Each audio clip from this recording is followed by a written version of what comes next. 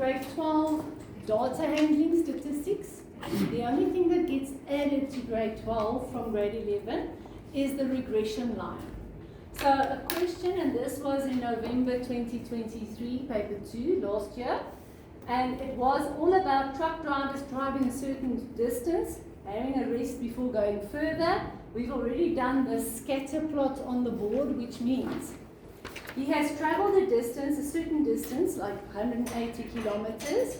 The amount of time that he rested, the y value was 20 minutes. So for 180 kilometers, he rested 20. So on your scatter plot, you'll always have x on the x-axis and y on the y-axis. And in a normal cases like this, you can't really go to negative because you can't travel negative amount of kilometers or rest less than nothing. Are you with me? So that's normally why your scatter plot works over here. Then you plot those values by saying 180 against 20, 180 against 20 would be that point there. You plot it there yourself. I've already done it for you to save some time. That could be a 3-mark question. It wasn't a question. The first question they said, determine the equation of the least squares regression line. My goodness, what a... But the whole thing I want you to realize, it's about a line. They want the equation of a line. Good news, it's all calculator work. So you need to get your calculator out and be able to do this exactly. So on your calculator, you go to where? Where do we always go for our stats? Load, and stat, which is number 3. Then you usually went to number 1. Now you go to number For variables, right?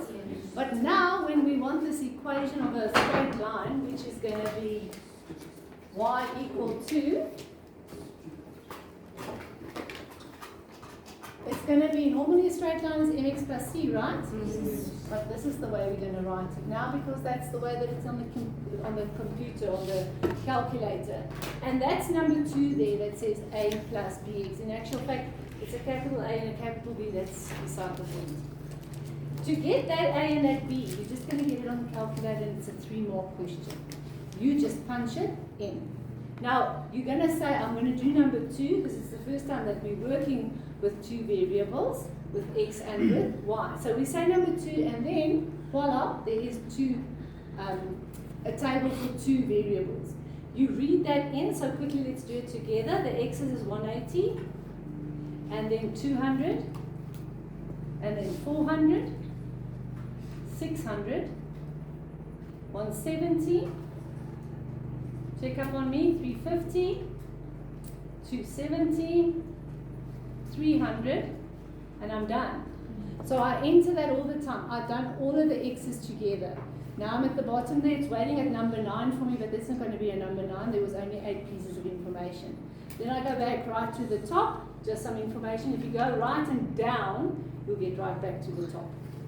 Then we're going to put the y's in. So it's 20, 25, 55, 120, 15, 50, 40, and 45. Now, if I did make a mistake, it wouldn't be uncommon doing it like this. You must make sure that it's correct. So you don't take the least amount of time to do this. You make double, triple sure, because all of the rest stuff is going to be wrong if you did this wrong. So after punching all of that in, you want to go get some information, your averages, your standard deviation, all the other stuff that you've already done. We're also going to do here, but now we're in the regression line. So if you now clear it again, you then go to shift and number 1, which is data, and now you would see that there's something different that wasn't there before, and that is number 5. That is the regression line. So if you punch in number 5 now, you'll get to the regression line, and one of the first things that you see there, they can give you A. The second thing is B. Then there's a R. Then there's a X with a little copy key and a Y with a little copy key, and you've got to know what all of that's about. So let's see.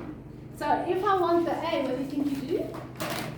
Number 1, an equal sign to enter it. This is a computer. And if you do that, you get 33, 1, 6. Am I right?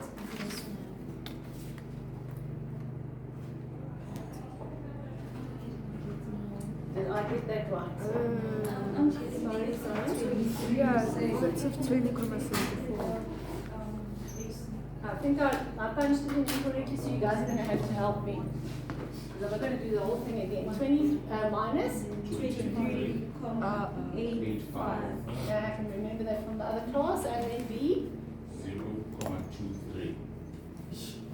Do you all realize that that is a straight line? Y equals mx plus c. Don't confuse yourself. Keep it the way that the calculator's got it as well. You can rewrite it, it's fine. But it's a line. And that is the gradient, and this is the y-intercept.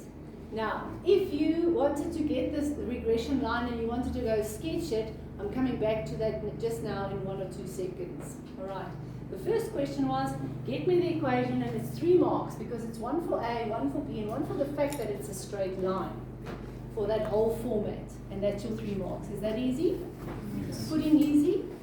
Please don't make a mistake here because that's easy marks.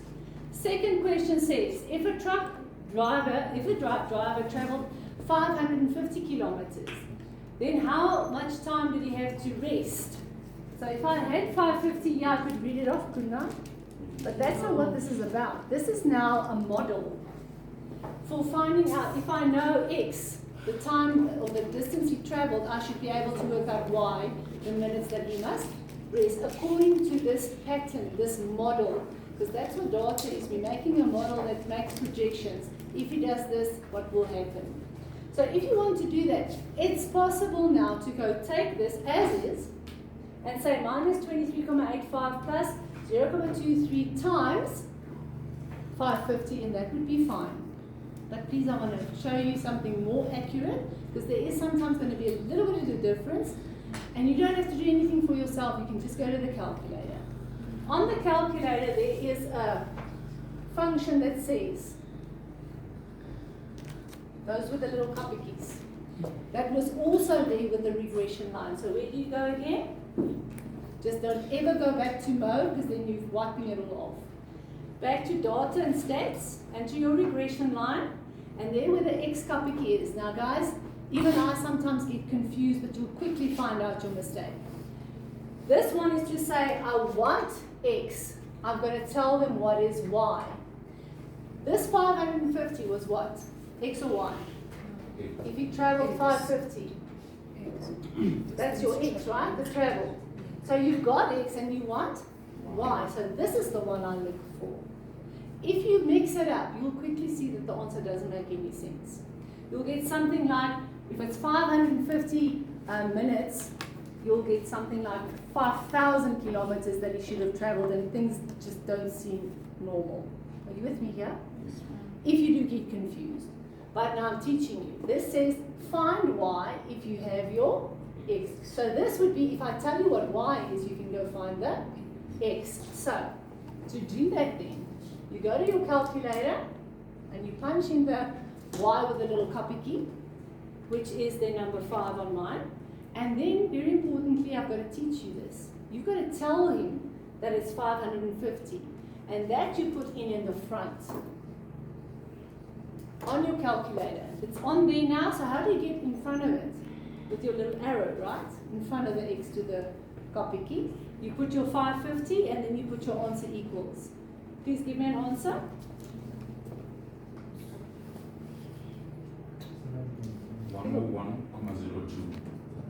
Now, what does that mean? If he traveled 550 kilometers X, the resting time should be around about just over 100 minutes. Does it sound kind of like right? Yeah. Remember, if I look at my model here, it should fit in here. Can you see a line of fit here, approximately? It should kind of maybe plus minus look like that, right?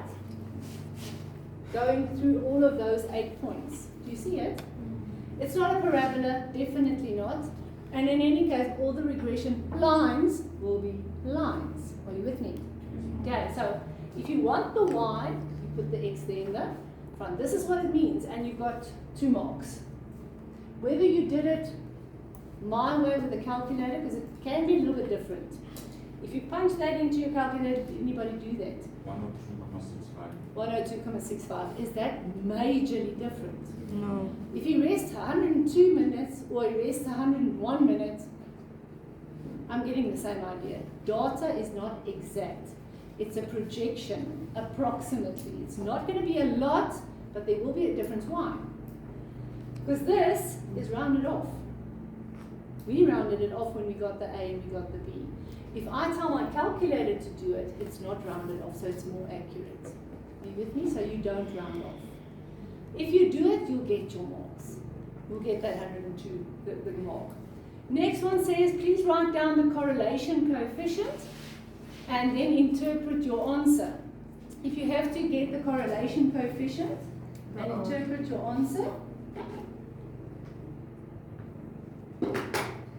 correlation coefficient, you have to be taught that that is the little R on your calculator. Now that little R on your calculator, you also find it by the regression line because you had the A, the B, the R, and the X copy key and the Y copy key. Are you with me? We're working through it all. And the answer on the calculator is?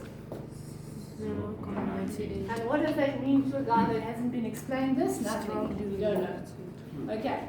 So now you have to realize what it means.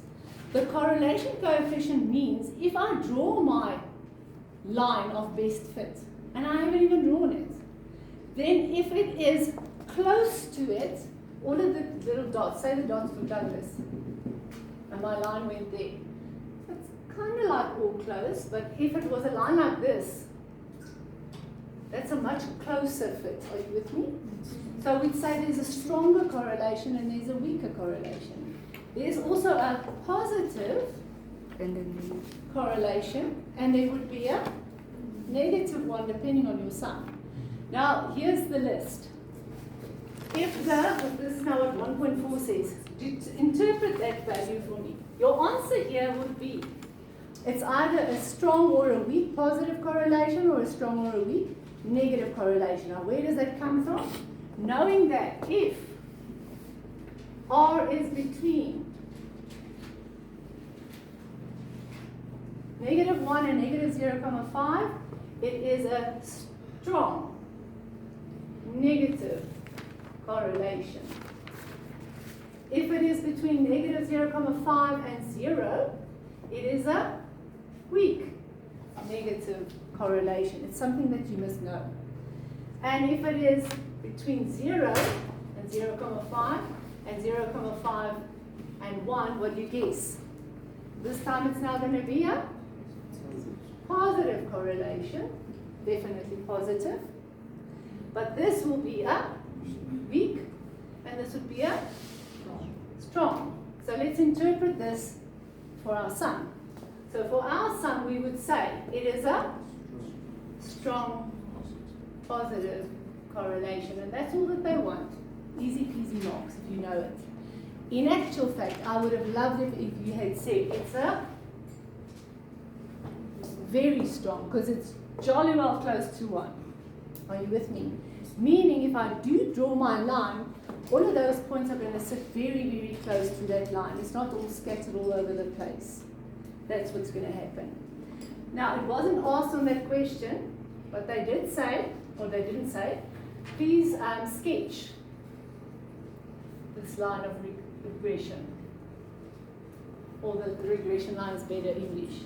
If you had to go sketch this, how would you do that? Because I'm trying to cover everything in one sum. If you have to go sketch this line, here's your equation. The easiest thing to do is always to look at your y-intercept. Does this make sense that this is your y-intercept? It's your y-intercept, right? mx plus c. But now in this particular case, the y-intercept is going to be somewhere here where I don't have space. So it's going to be a problem to me. If it was 20 comma something, there's my first point. And then I still just need another point. Now, to find the other point, you're always going to look at the average of x and the average of y, which you're finding in the calculator. Guys, you see calculator, calculator, calculator.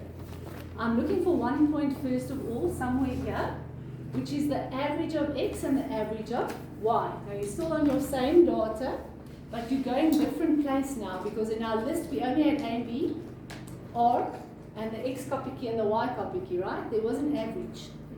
You still need to go back again, clear everything, go back, shift, number 1, and we need to go to where do we get the averages? Always.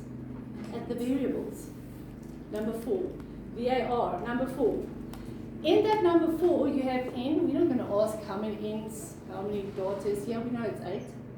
Then you've got a X little stripe there, average of X.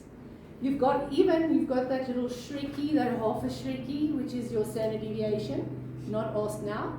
The SX we don't use at matric level, which is your variation. Okay, but just so you know that this stuff is there. Then we get to the Y little stripe, which is the average, and your little half a shrek, which is again standard deviation. Are you all with me? I'm looking for average X and average Y. Please give me the average X and the average Y. Average X is 308.75. And you see that if you had punched all of those things in wrongly at the beginning, there's no way I can give you marks. It's wrong. Because if all of those things that you punched in at the beginning is wrong, all of these are going to be wrong. And I can't follow up because I can't see your mistake in your calculator. Make sure it's right. Okay, and then for the Y, again you go back again into variables and get the Y little stripe, which is 46.25. Everybody happy on that? Somebody check me, please. Okay, is it right? Yes. 100%. So, that is a point. The point of the two averages. That's the point I want if I want to draw this line. And guys, if you have no time and you do this, boom, I'll give you a mark. Because it is a line that is positive, and that's one of the marks. Are you with me? Okay? But the point I'm looking for is 308, which is right about here, and 46 right about there. Do you agree? Somewhere there. And then I will write them that it's the average weight, which is 308.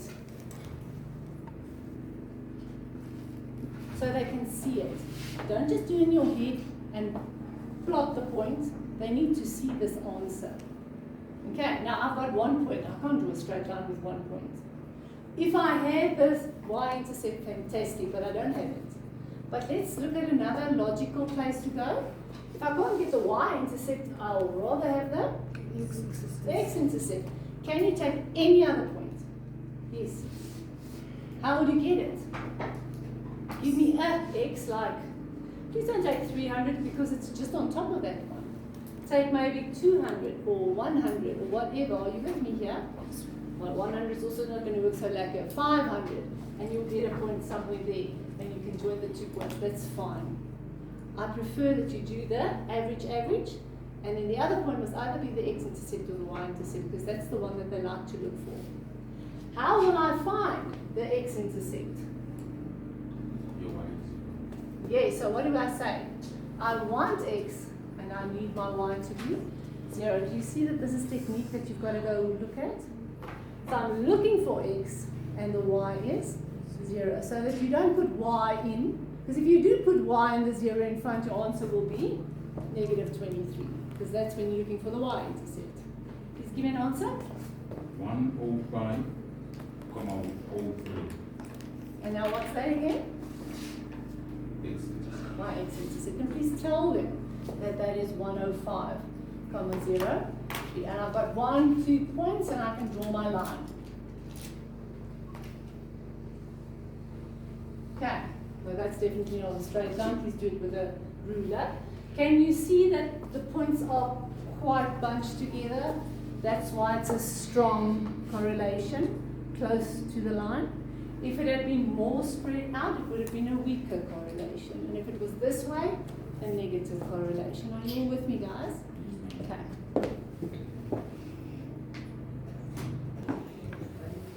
Second part of this question, I'm putting it up because it's just easier. Say, at each stop, he spent money buying food. And this is the money that he spent in the 1, 2, 3, 4, 5, 8 times that he stopped. They would like to get the mean amount of money that he spent on the stops. This is like grade 9. You with me? Add them together, divide by 8. Calculator. Right? On the calculator, now you're going to have to go mode again, so bye-bye to the others. So it's going to be mode and stat, which is number 3. Where are you going to put this in? Number 1, the variables, because it's just one set of information. Number 1, and we're putting in quickly 100, 150, 130, 200, spoiling himself, 50 is getting a garage pie, 180, 200, 100, and when you're done with that, we say, thank you, can I have a minute? Then we say, enter it again, we clear, and we go back to, this time there's no reg for regression line. The variable, number 4, would say then, what do I need? The average? Because 1.5.1 said the average they want, and 1.5.2 said, please give me the standard deviation. Please give me those two answers, and then the last question says, 100, first answer 138,75. okay, and the standard deviation, You asked me about 50,50 standard deviation. so we've got 2, and we've got 1, is it a 3? No, it's 50, Okay, then the last question, sorry, can I have another minute? Says, how many of this data was below 1 standard deviation? It's a 2-mark question, finding out whether you know inside and outside 1 standard deviation. You take your average, minus and your average, plus. This question just asks for below. So all you need to do is x stripe minus the standard deviation is, please give me an answer. 99, comma? Comma? I don't think so. I also had 99 the other time.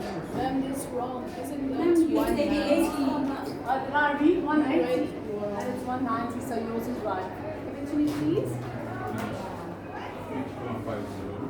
100? Yeah.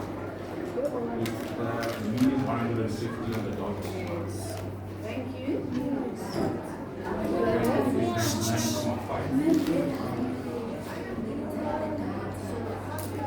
9,5. Okay. Last question was, how many of them is below this? What's below 99.5? How many is below? 1 is below. Which one is below? 50 is below, and your answer is done. Please do number J2 for me in 2024. Number 1.